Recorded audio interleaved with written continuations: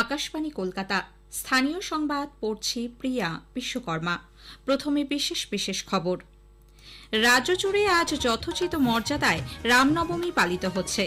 বিভিন্ন রাজনৈতিক দল ও সংগঠনের উদ্যোগে রামনবমীর মিছিলকে কেন্দ্র করে এখনও কোনো অপ্রীতিকর ঘটনার খবর নেই। চাকরি হারানো শিক্ষক ও শিক্ষাকর্মীদের সঙ্গে রাজ্য সরকার আগামীকাল বৈঠকে বসতে চলেছে।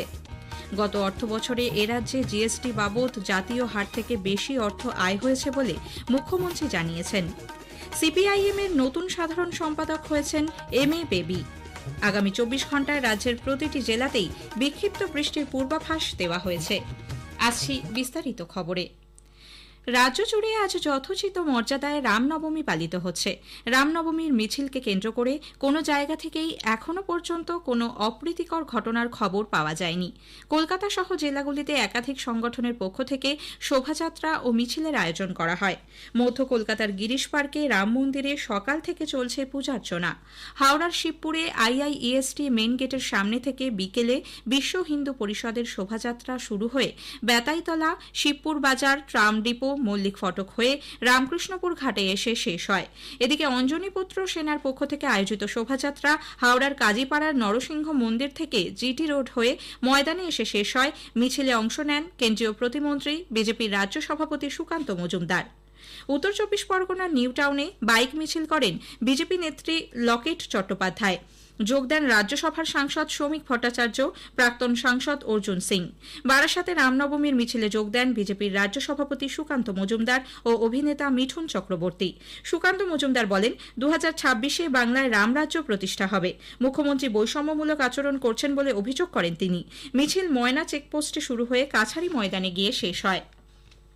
শিলিগুড়ির হিলকার্ট রোডের মসজিদের সামনে রামনবমীর শোভাযাত্রা পৌঁছতেই পুষ্পবর্ষণ করে বরণ করে নেন মুসলমান সম্প্রদায়ের যুবকরা। শোভাযাত্রায় অংশগ্রহণকারীদের জলপান করান তারা। নদিয়ার কৃষ্ণগঞ্জের শিবনিবাসে রামসীতা মন্দিরে এদিন বিশেষ পুজো পাঠ অনুষ্ঠিত হয়।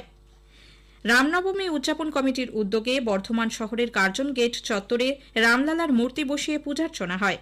এদিকে রামনবমী উপলক্ষে মধ্য কলকাতায় একটি মিছিলে অংশ নেন তৃণমূল কংগ্রেসের নেতাকর্মীরা। ঠনঠনিয়া কালীবাড়ি থেকে মিছিল শুরু হয়ে শ্যামবাজার পাঁচমাথার মোড়ে এসে শেষ হয়। মিছিলে হাঁটতে দেখা যায় হিন্দু মুসলমান উভয় সম্প্রদায়ের মানুষকে। পা মেলান তৃণমূল কংগ্রেস নেতা কুণাল ঘোষ। এদিনের মিছিলে অবশ্য কোনো দলীয় পতাকা দেখা যায়নি। অন্যদিকে রামনবমী উপলক্ষে আজ কলকাতায় শান্তি পদযাত্রা করে প্রদেশ কংগ্রেস। উত্তর কলকাতার বাগবাজার বলরাম মন্দির থেকে সিমলা স্ট্রিটে স্বামীজির বাড়ি পর্যন্ত পদযাত্রায় অংশ নেন প্রদেশ কংগ্রেস সভাপতি শুভঙ্কর সরকার, দলের নেতা অমিতাভ চক্রবর্তী সহ অন্যান্য নেতৃত্ব। রামনবমী নিয়ে আমাদের প্রতিনিধির একটি প্রতিবেদন। রামনবমী পালন এ রাজ্যের ঐতিহ্যের অংশ কিনা তা নিয়ে এখনো চলে চাপানুতোর। এই উৎসবকে ব্যবহার করে রাজনৈতিক লাভের জন্য প্ররোচনা তৈরির অভিযোগও ওঠে নিয়মিত। কিন্তু কার্যক্ষেত্রে দেখা গেল রামনবমী উৎসব পালনে পরস্পরকে টেক্কা দিতে দিনভর ব্যস্ত রইল রাজ্যের প্রধান দুই রাজনৈতিক শিবির। এর আগে রামনবমী পালনকে কেন্দ্র করে বিক্ষিপ্ত অশান্তির সাক্ষী হয়েছে বাংলা। সে কারণে এবার প্রশাসনের দিক থেকে নিরাপত্তায় কোনো ফাঁকফোকর রাখা হয়নি। তবে অশান্তি না হলেও রামনবমীকে ঘিরে শক্তি প্রদর্শনে কিন্তু কোনো পক্ষই পিছিয়ে থাকেনি। কোথাও তলোয়ার তো কোথাও সাদামাটা হকি স্টিক। কিন্তু কলকাতা থেকে জেলা সর্বত্রই মিছিলে অস্ত্র ও পেশির প্রদর্শন ছিল চোখে পড়ার মতো। আর ছিল মিছিলের জনসমাবেশের নিরিখে পরস্পরকে ছাপিয়ে যাওয়ার চেষ্টা। রামনবমীর উৎসবকে গেরুয়া সংস্কৃতি বলে দাগিয়ে দিয়েও সেই উৎসবকে হাইজ্যাক করে নেওয়ার মরিয়া প্রয়াস।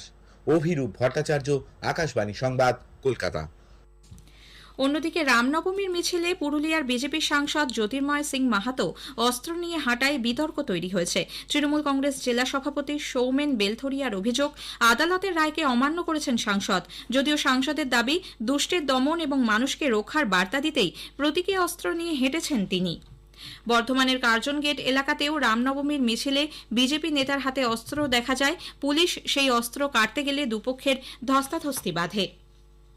সুপ্রিম কোর্টের রায়ে চাকরি হারানো শিক্ষক শিক্ষিকা এবং শিক্ষাকর্মীদের সঙ্গে রাজ্য সরকার বৈঠকে বসতে চলেছে।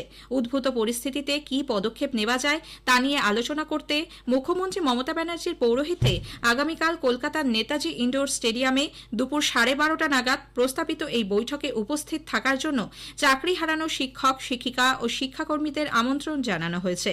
মুখ্য সচিব মনোজ পান্থ, শিক্ষামন্ত্রী ব্রাত্য বসু, শিক্ষা সচিব ছাড়াও রাজ্য সরকারের অন্য আধিকারিকরা বৈঠকে উপস্থিত থাকবেন বলে নবান্ন সূত্রে জানা গিয়েছে। তাদের বাঁচানোর জন্য রাজ্য সরকার সহ সব রাজনৈতিক দলকে রাস্তা বের করতে হবে বলে দাবি করেছেন সুপ্রিম কোর্টের রায়ে চাকরিহারাদের একাংশ। আজ শহীদ মিনার চত্বরে সাংবাদিক বৈঠক করে তারা সুপ্রিম কোর্টের রায় ও বিচার প্রক্রিয়া নিয়ে অসন্তোষ প্রকাশ করেন। সেই সঙ্গে এই পরিণতির দায় রাজ্য সরকারের ওপরেও চাপিয়েছেন তারা। স্থানীয় সংবাদ শুনছেন আকাশবাণী কলকাতা কেন্দ্র থেকে।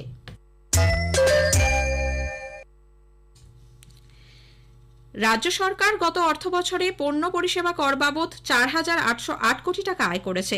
আগের অর্থবর্ষের তুলনায় যা অনেকটাই বেশি।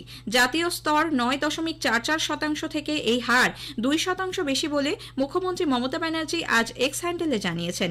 এই আয় রাজ্যের অর্থনৈতিক অবস্থাকে আরও শক্তিশালী করবে বলে তিনি মন্তব্য করেন। এছাড়াও গত বছরে 60,000 ডিড নথিভুক্ত হওয়ায় রেজিস্ট্রেশন ও স্ট্যাম্প ডিউটি বাবদ রাজ্যের 1,198 কোটি টাকা আয় হয়েছে, যা 2023-24 অর্থবর্ষের তুলনায় 31.5% বেশি। মাদুরাইতে সিপিআইএম এর 24তম পার্টি কংগ্রেসে দলের নতুন সাধারণ সম্পাদক নির্বাচিত হয়েছেন এম এ বেবি। 85 সদস্যের কেন্দ্রীয় কমিটির পাশাপাশি 18 সদস্যের পলিট ব্যুরো নির্বাচিত হয়েছে।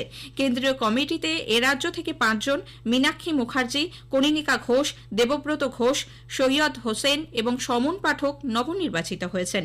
কমিটিতে মহিলা সদস্য সংখ্যা 17% থেকে বাড়িয়ে 20% করা হয়েছে।